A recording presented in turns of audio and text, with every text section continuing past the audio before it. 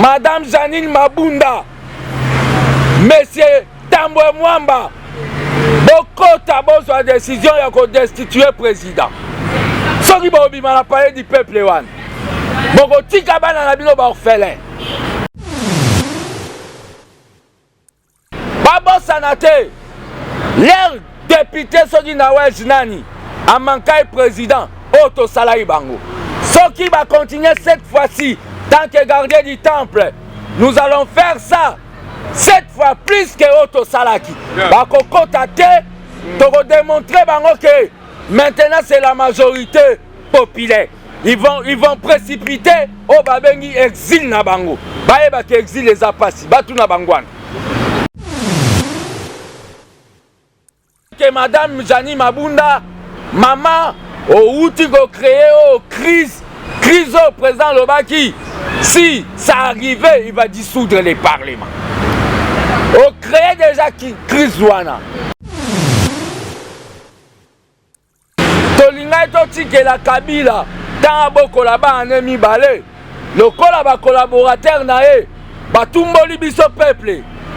Kabila na ba en emi balé ba ko se retrouver en exil.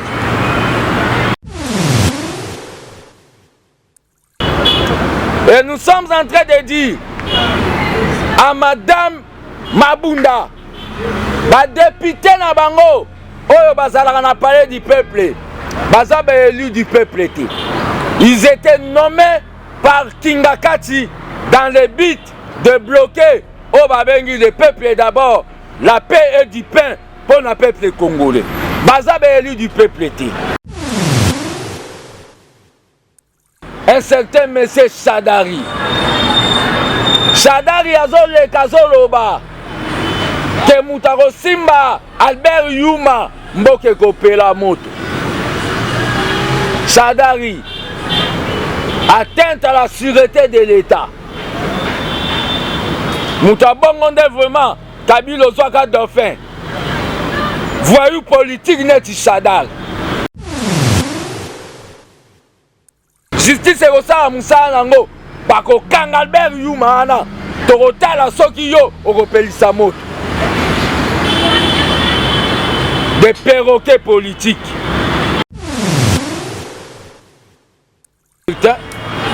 N'a pas sa signification ya Kombantaba. Non. Babiloko, le président n'a pas ingéré. Le président a constaté que les anabato bazaba Kombantaba. Qu'est-ce qu'un Kombantaba? Les amuto ba memake na singa loko la taba. Les anabato na mikili na diaspora ngwanda zo mema bango loko la ntaba. Babo sali ke ngwanda banda ko benge Terminator. Les grands tueurs. Le lo babo sali ngwanda komi donner des leçons. Il faut boza ba kombantaba. Mutualité misunga yomoko misunga. Tokate mutilinga la tezake yomoko misunga. Nga déjà na sadere. Nela sabu na koki na nga Turquie, Suède. Nga na Suède maman. Na sale fona comme la dina bella kaponga na si na sadere. La pétrolière Grace Mandela. Voilà, misunga ya Grace Mandela, la pétrolière quoi. Donc ngai na si na sadere et puis misé na matu. Bazape kuna na bosenga. Bukende kuna parce que ngai mo na sina sadere na ba misé na ngai misunga ya Grace Mandela, la pétrolière. Misunga ezali mutuelle na biso ya santé. Ngai moko na ba misé na nga toza déjà na kati ya misunga ekopesa yo soin en cas de problème na mboka so pe sengi bima libanda et bimisi yo kaka. Misunga ya mama Grace Mandela. Allô, ngaya wa santé eza misunga. Ah! Hey, okatelinga lingala pour na santé mwana. Mon fils, pour ma santé misunga. Ah, okatelinga lingala. Bandeko, misunga ezali kokatela mutulingala te. Ezali mutuelle de santé. Oyo epesameli na batu nyonso. Employé to non employé, mutu nyonso oyo akoki kaka ko contribuer na mbongo mukie na fin du mois pour être mokolo akobela misunga ezwa soin na ye na ba hôpitaux nyonso ya minene ya République démocratique du Congo. Soki maladi na yo bakoki ko traiter yango awa na Congo te, misunga akozwa charge na yo okende kozwa soin na bamboka lokola Afrique du Sud, Turquie, Suède, Russie, to Inde. Kala mingi te na bamboka misusu. Soki mutu oyo misunga ezwaki charge na ye mpo na basoin, Nzambe akamati molimo na ye, misunga akosokipe na mort na corbillard. Ate bandeko bazali libanda bakoki koadere bandeko na bango awa na Congo po ete bazwaka soin awa na mbongo bango bazali kofuta. Na misunga ta santé c'est ta vie. De bâtisseurs tshisekidistes, tant qu'un mouvement politico-social, propose au président de la République que recensement rapide et ça à niveau, il y a qu'à identifier les vrais Banyamulenge congolais pour qu'il n'y ait pas mélange infiltré. L'armée de bâtisseurs tshisekidistes propose encore na gouvernement na biso oyo fatia zo diriger et qu'on renforcer le plus vite possible au babengi service ya immigration na biso na niveau ya est pour na ko bloquer ba o babengi infiltration ya d'autres Banyamulenge qui ne sont pas congolais.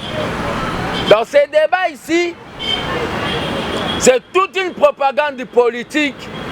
Oyo, un certain monsieur Mbanda Nokwa Mobutu, oyo amemela biso ba directeur de cabinet ya Banyamulenge, azo komisango babengi comme si lui il aime le Congo plus que nous. Wane alaki le point sur les i otolingaki totia par rapport na makambo oyo etali Banyamulenge. Affaire Biki Rouge. Président Lobi, il y a des ministres. Lelo vraiment n'a remercié Fati pour ayo Karabaz nae. Nous avons dit ici que les ministres provenant du FCC basala kaba réunion avant conseil des ministres pour bloquer le gouvernement. Et le président Yoka Kango, président Lobiango. Abete Bobete à Fatima Bo, s'il vous plaît.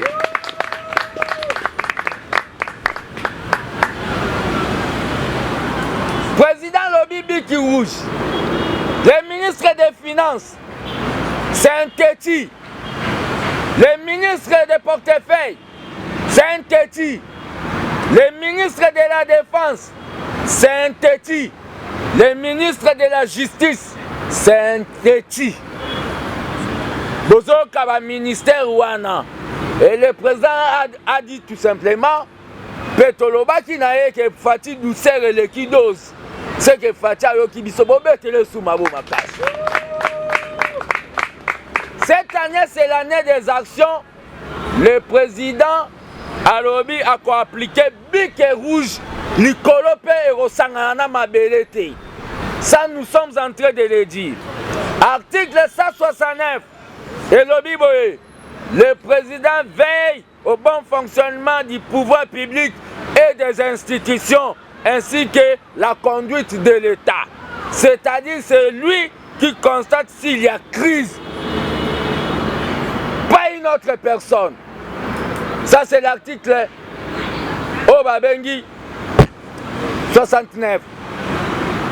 Mauvaise interprétation de l'article 165. Cet article est surtout, et l'obéit surtout au état libre détournement, la violation grave des droits de l'homme, corruption, enrichissement illicite de la part du président de la République, Wananda ko mérité au Babengi, haute trahison. Mais la dame, Janine Mabunda, à se permettre, Yako le capo à l'oba, la président de la République, comme net droit de réponse vis-à-vis à Obabengi, la personne sacrée, l'institution Obabengi suprême. c'est que Madame Jani Mabunda, maman, au outil créé au crise au président Lobaki, si ça arrivait, il va dissoudre les parlements. Au créé déjà crise Douana. Et le président de la République doit maintenant appliquer au Babengi article 148, il y a qu'à dissoudre le Parlement. Article l'année, il va consulter. Il consulte le Premier ministre et les deux chambres. N'a pas tous nos conseils. Mais conseil non à cause wango pe na ke na sali eloko mususu. Président ko consulter bango. Baboya te tant que garant du bon fonctionnement de l'État, garant de la nation, il a le pouvoir de dissoudre le Parlement. Et nous sommes en train de dire à Madame Mabunda, député na bango, oyo bazalaka na palais du peuple, baza élu du peuple. Ils étaient nommés par Kingakati dans le but de bloquer au Babengi le peuple d'abord, la paix et du pain pour le peuple congolais. Baza élu du peuple. C'est-à-dire, nous appelons à tous les Congolais, Babo Sanate, leur député Sogi Nawel Nani, Amankai président, Otto Salaï Bango. Ce qui va continuer cette fois-ci, tant que gardien du temple, nous allons faire ça, cette fois plus que Otto Salaki. Bako Kotate, pour démontrer Bango que maintenant c'est la majorité populaire. Ils vont précipiter au Babengi exil na Bango. Baeba qui exil les apassi, Batu na Bangwan. La révolution, Tobengi na peuple boy. Le peuple doit être prêt pour une révolution démocratique. Parce que trop c'est trop. Qui veut les omelettes casse les œufs. Le président de la République veut les changements. Il doit maintenant frapper fort à dissoudre le Parlement. Votre départ du Congo, on tient à le signaler. Et que Zalaboro Kende exil m'a précipité. Paix avec beaucoup de dégâts. Parce que boyeba ke tinde bozalakana muto asalake bope mamwa muke eza fati po alobaike yende ngazawana ayena politique de réconciliation. Ça sera avec beaucoup de dégâts. Le problème qu'il y a tozaiko yebisa na bino que le président soki boza makasi bo destituer président. Tant que mobilisateur nommé par Tshisekedi, je lance l'appel à tous les Congolais du nord, du sud et de l'est d'être prêts pour nous surveiller bateau. Parce que beaucoup de monde a que quand il y a peuple et l'équipe bombe atomique.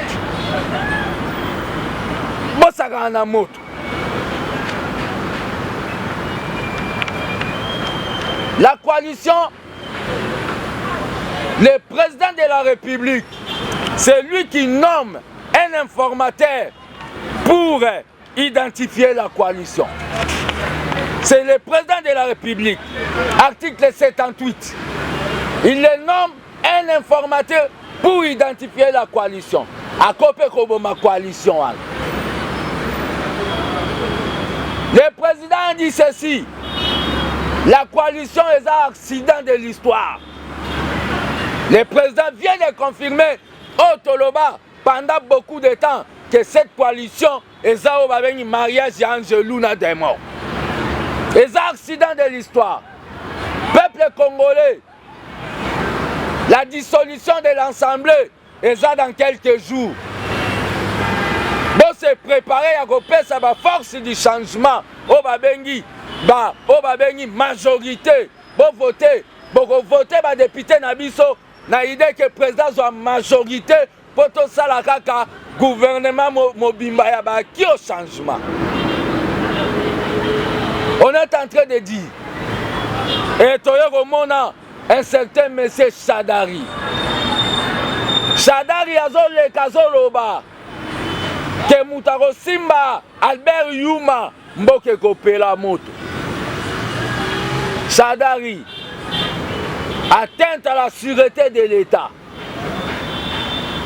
Moutabongonde vraiment, Kabila Ozwaka Dauphin. Voyou politique n'est Chadar. Chadar a quelle force politique? N'a pas élection pour l'anande. Albert Yuma bo démontrer que vous avez mis Yibi. Bo tiaka ba ba mandataire pour bo Yiba. Ba Yiba ba pesa abinombongo. Pour un individu, olo ba ko pelisa mboka moto. Loba sala rien. Justice est au sala musala nango. N'intimidez pas la justice. Justice est au sala musala nango. Bako Kangalbert Yuma ana. Torotala soki yo oropelisa moto. Des perroquets politiques. Peuple congolais, soyons prêts maintenant. Tolinga totike la Kabila, tant boko là-bas en emi balé. Le collaborateur nae, batumboli biso peuple. Kabila na ba en emi balé bako se retrouver en exil. Allez faire vos réunions dans Kingakati jour et nuit. Mais sachez très bien, le peuple congolais maintenant a se réveiller et il y aura beaucoup de dégâts. Vous allez regretter. Ce message est fort. Madame Janine Mabunda, Monsieur Tambwe Mwamba, Bokota Bozwa décision de destituer le président. Ce qui va parler du peuple. Bokotika bana na bino ba orphelin. Le message est lancé à tous les combattants. Soyons prêts maintenant parce que trop c'est trop avec bateau. Bazolinga batela fatio balobi les bâtons dans nandengene ya komema makamu. Je dis et je vous remercie.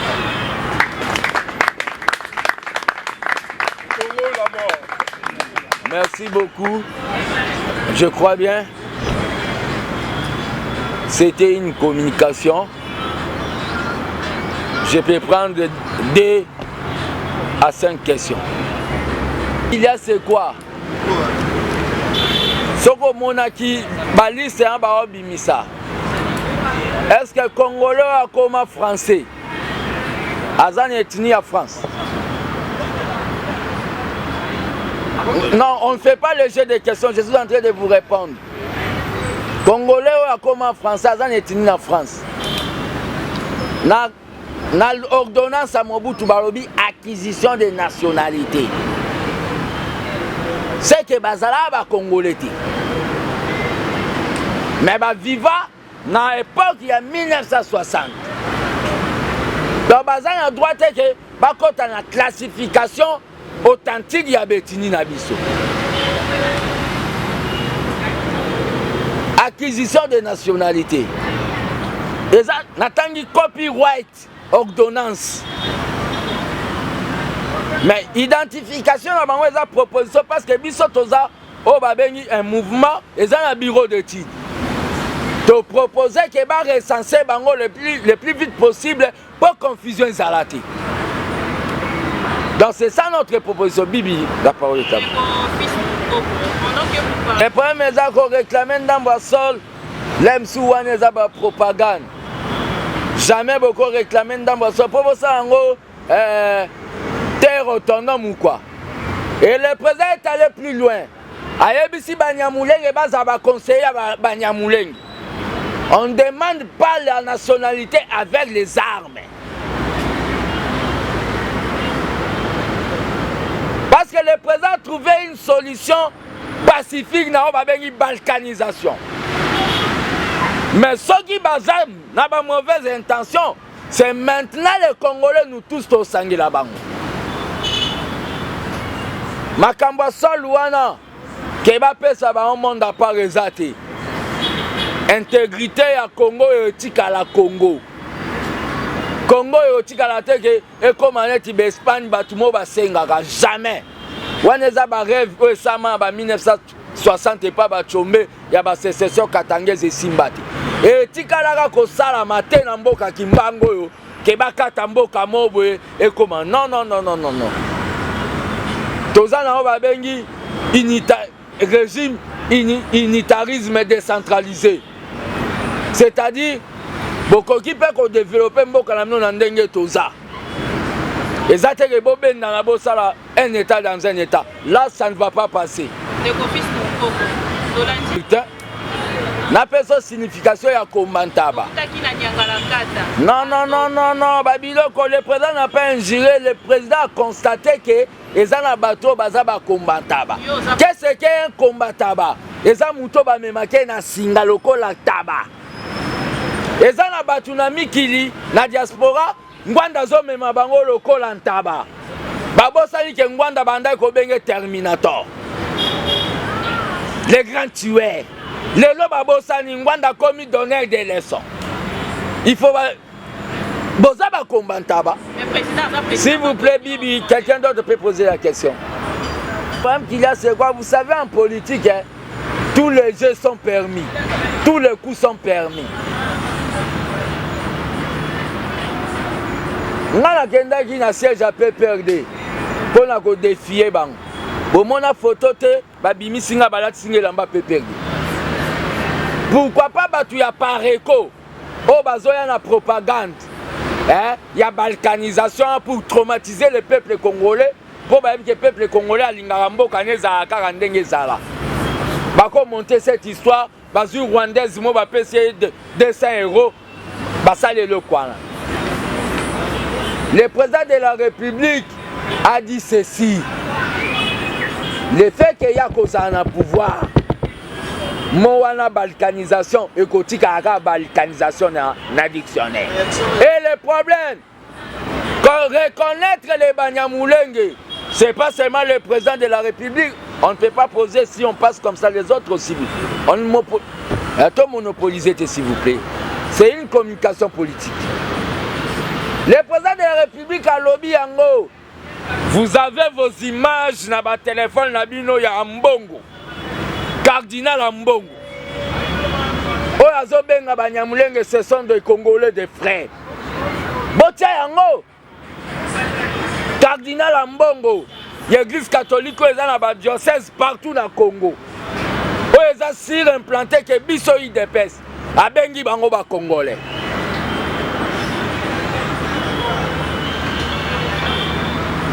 Dans les problèmes les problèmes de Banyamulenge, on ne doit pas avoir peur de Banyamulenge. Mais nous devons réglementer façon à Bango. On n'a pas besoin de Banyamulenge bandits ici. On n'a pas besoin de Banyamulenge trafiquants ici. C'est pour cela l'armée de Baptiste Tshisekedi est proposée au Babengi renforcement de la service, la migration à Bisso, dans le niveau à Est. Je crois bien la communication était claire. To petit avertissement na Madame Janine.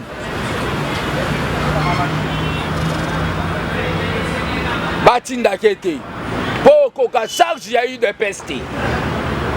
Madame Okoka charge, il y a eu de peste. Peut-on promettre, dès que le président va dissoudre le Parlement, même les parlements provinciaux se sont tombés les mêmes jours. Message lancé à tous les Congolais, même dans les Congo profonds. Ça va tomber les mêmes jours. Trop c'est trop, merci.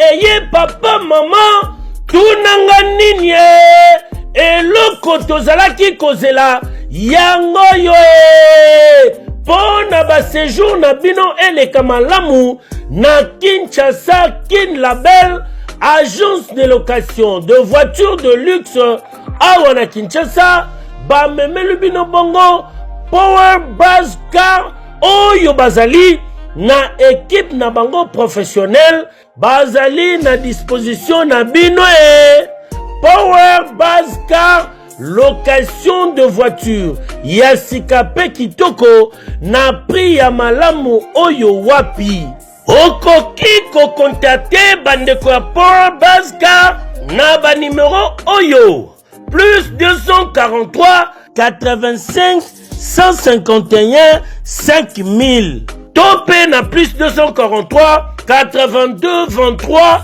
86 668 Beli Soussou na www.powerbase-car.com topé na contact email contact@powerbase-car.com Ozamo Bimba. Bana Kinshasa, tosa la confiance na ba professionnel ya bandeko ya Power Base Car oyo bapesi offre spéciale pour na bino nyonso boko louer ba voiture pendant un mois na séjour na bino oyo bozali na yango awa na kati ya Kinshasa. Benga ndeko mobali ndeko mosi bandeko ya Power Base Car po bazali ba meilleur na domaine ya location ya ba voiture de luxe. Power Base Car eye kosilisa ba tracasserie nyonso ya transport ya ba délégation spéciale na bino ya famille pe ba transport nyonso privé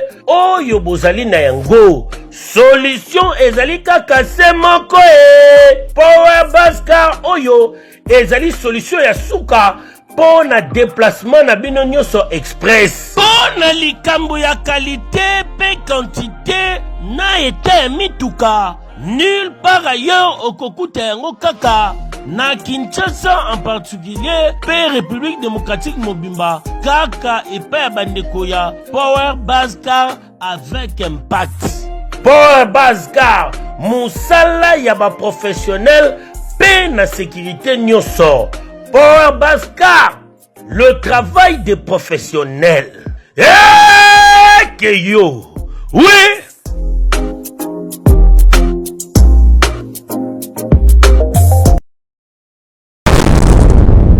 Congo France.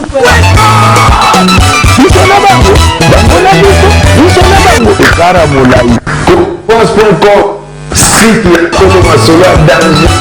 Masolo kitoko. Congo France.